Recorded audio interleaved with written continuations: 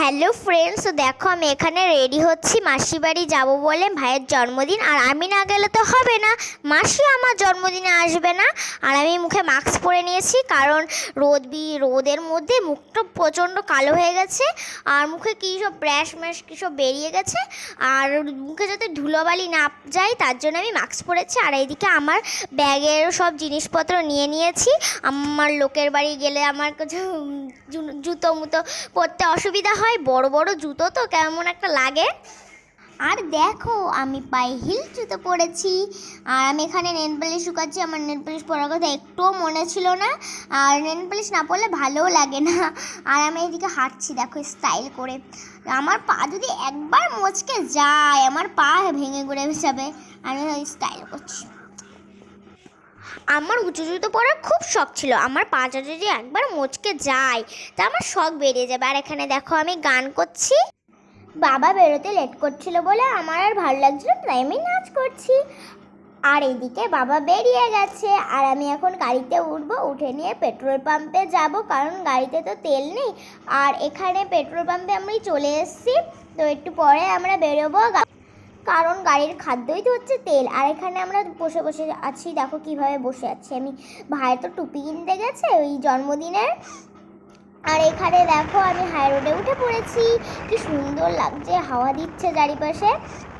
আমি এই রোড দিয়ে মামা বাড়ি মাসি বাড়ি যাই, আমার খুব ভালো লাগে। আর কি সুন্দর রাস্তা না, আর চারিপাশ দিয়ে ঘর বাড়ি, কি দারুণ লাগছে দেখতে, তাই না? প্রায় হবিবপুর চলে এসেছি, আর এখানে দেখো মাসির বাড়ির রাস্তা, আর আমি মাসির বাড়ি চলেও এসেছি। মাসি রান্নার জন্য সব পেঁয়াজ রসুন গোছাচ্ছে।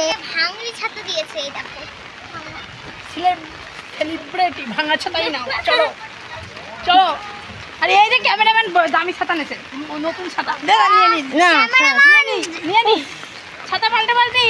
আমাদের বাজারে ব্যাগ ঝোলা, আমরা এখন মাংস আনতে যাচ্ছি। মাংস বৃষ্টি তোকে ভাঙা ছাতা দিয়েছে। তো আমরা এখন মাংস কিনে বাড়ির পথে চলে এসেছি। তো আবার দেখা হচ্ছে, দাঁড়াও বাড়িতে গিয়ে আবার দেখা হচ্ছে। তো দেখো গাইস, দেখে তো জিভে জল চলে আসলো, কি সুন্দর লাগছে না? আর আমি এত ভালো লাগছে যে আমি মাংস নিয়ে বসে পড়েছি। দেখো কেমন করে খাচ্ছি আমি, খুব সুন্দর হয়েছিল, খুব গরম, আর আমি খেতেই পাচ্ছিলাম না, খুব কষ্ট করে আমি মাংস খেয়েছি। খুব সুন্দর হয়েছে। তো এই জায়গাটা আমার বাবা আর মামা মিলে সাজিয়েছে, কারণ বাড়িতে তো মেশো নেই, এর জন্য খুব ছোটোখাটো করে ভাইয়ের জন্মদিনটা হয়েছে। আর সবাই ভাইকে এখন আশীর্বাদ করছে, পায়েস খাওয়াচ্ছে, মিষ্টি খাওয়াচ্ছে। কিন্তু আমার ভাইয়ের জন্মদিনটা ছোটোখাটো হলেও আমি ভাইয়ের জন্মদিনে খুব আনন্দ করেছি, মজা করেছি।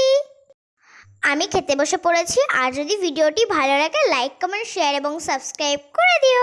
আজকের মতো টাটা, আবার পরের ভিডিওয় দেখা হচ্ছে।